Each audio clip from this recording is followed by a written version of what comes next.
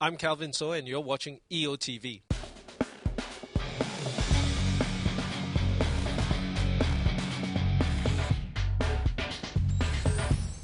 Welcome to EOtv. I'm Andrea Collins. And I'm Randall Mauricio. This is your weekly Entrepreneurs Organization webcast. Andrea, this week we have a great feature story for our members. Tony Hsieh, he's the CEO of Zappos.com. He shares some of the experiences that have helped to grow Zappos into $1 billion organization. We also have a great tip of the week from Hsieh on the importance of planning customer loyalty. So let's get to it.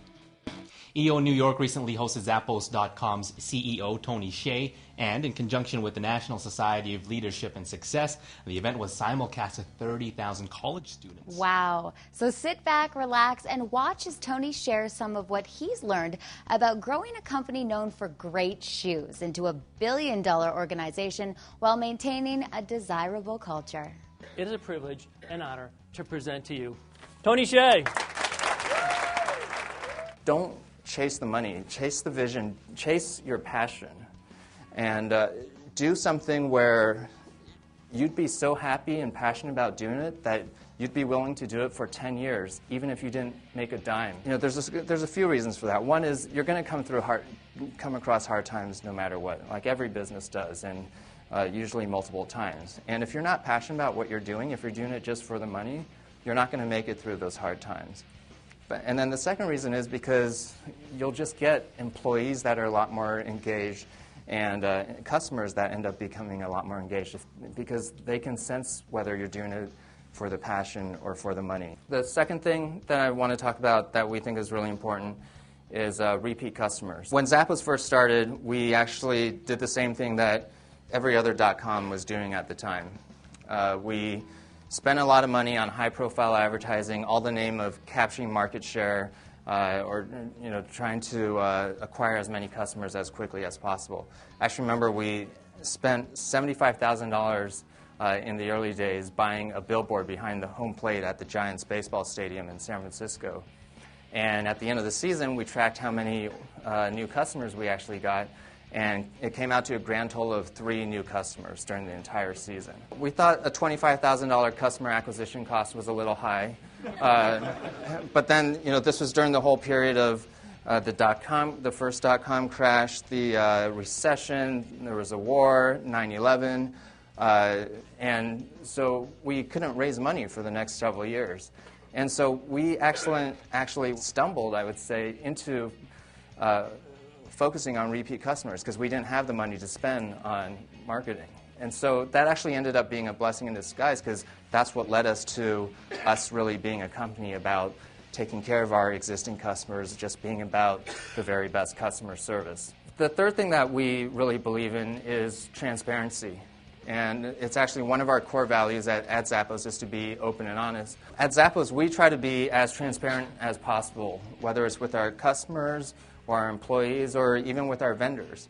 So as an example, we work with about 1,500 different vendors, and they can log into our extranet and see the exact same information that our own buyers can see. They can see on-hand inventory, what sales are, what profits are, and so on. And we get questions from a lot of vendors. Well, doesn't that actually, aren't you worried about that information getting into the hands of competitors?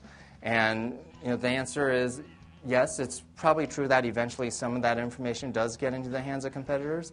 But on the flip side, we have an extra 1,500 pairs of eyes helping us manage our business together. For employees, we have a newsletter called Ask Anything, where it's literally that. Employees can email in and ask us any question they want about the company, and we'll answer them. They could be questions about financials, or they could be questions about when are we going to carry this brand. Or sometimes they're just silly questions like, why, or do vegetarians eat animal crackers? And then we'll research that and answer them and so on. And I wanted to actually talk a little bit about how we define our culture at Zappos. And it basically comes down to core values. You'll see our list of 10 core values. I'll talk about some of them and how we interview for them. Number 3 is create fun and a little weirdness. And actually, when this first came out, that was actually the most polarizing core value because people either loved it or they hated it. But and we've actually incorporated it into our hiring process. One of our interview questions is, on a scale of 1 to 10, how weird are you? For us, it's more of about a fun way of talking about how we really celebrate everyone's individuality. Core value number 4, be adventurous, creative, and open-minded. Our interview question for this is, on a scale of 1 to 10, how lucky are you? 1, I don't know why, bad things always seem to happen to me. 10, I don't know why, good things always seem to happen to me. So we generally don't want to hire the bad luck people because we don't want to bring bad luck to Zappos. And we try to hire as many of the good luck people as possible. Number 10 is to be humble. And actually, I would say during the interview process, this is the one that we come across the most. We come across a lot of really smart, really talented people that are just egotistical. And it's very easy. When our HR department does their set of interviews for culture fit, they can tell whether they're egotistical and then just won't hire them. And it's not like that one hire is going to make the company culture suddenly go downhill. But you keep making compromises like that over and over again, it all adds up. This story actually happened a couple years ago at a sales conference for Skechers. After the conference was over, a group of probably about 6 or 7 of us went out bar hopping in Santa Monica. And we actually ended up shutting the bars down, and we went back to someone's hotel room. The woman from Skechers said, "You know what, I'm really, really hungry. I really would like a hot pizza right now." So she called room service, and room service informed her that they only serve hot food only before 11 p.m. And by now it was like 2 or 3 a.m. And so she was all dejected, and I told her, "Hey, did you know when I was in college I used to sell pizza?" And she was like, "That's not helpful at all." And so the other Zappos people were like, "Well, call Zappos. We're all about the very best customer service." And we thought it was the funniest thing at the time, and in our slightly inebriated state. And so she actually took us up on the dare and put it on speakerphone and called Zappos. The rep answered the phone, didn't know that the rest of us were listening, and the Skechers person said, "I'm really, really hungry right now. I'm in Santa Monica. I want a hot pizza. The room service doesn't deliver after 11 p.m. What do I do?" There was an awkward silence, and then the rep said, "You called Zappos, right? Like, we don't sell pizza yet." And so she's like, "Yeah, but I'm really hungry, and I really want a pizza." And the rep said, "Okay, hold on," and then put us on hold for 2 minutes, and then came back and listed the 5 closest places in Santa Monica that were still open and delivering pizza. I hesitate a little to tell this story because I don't want all of you to start ordering pizza, but I just think it's a fun story to illustrate my point that if you get the culture right, then most of the other stuff, like great customer service, just happens naturally on its own. In this tip of the week, EO St. Louis member and president of Shepherd Presentations, Hsieh tells us how he's found success by focusing on customer loyalty.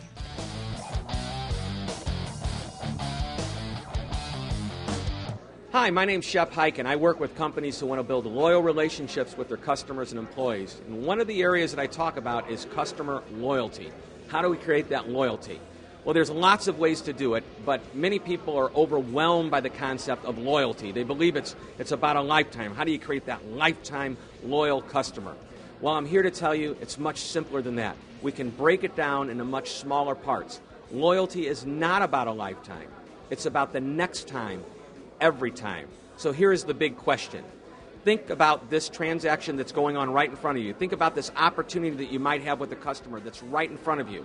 Think about this, and is what I'm doing right now, at this moment, going to make sure that the next time that customer has an opportunity to buy what it is that I do or what it is that I sell, are they going to choose me or a competitor? It's all about the next time, every time. A big thanks to our EO New York chapter for helping us get that footage of Tony Hsieh from Zappos. Yeah, Andrea, he shared some great experiences for our members to draw from. Also, a big thanks to Hsieh for his tip on customer loyalty. So we better leave on a high note this week, Randall. Should. You're right, Andrea. How about a quote from Dr. Vic? He's a coach for Zappos. Okay. Appreciate the little things in life. They are what make the big things possible. I like it. Have a great week. We'll see you next time. Yeah.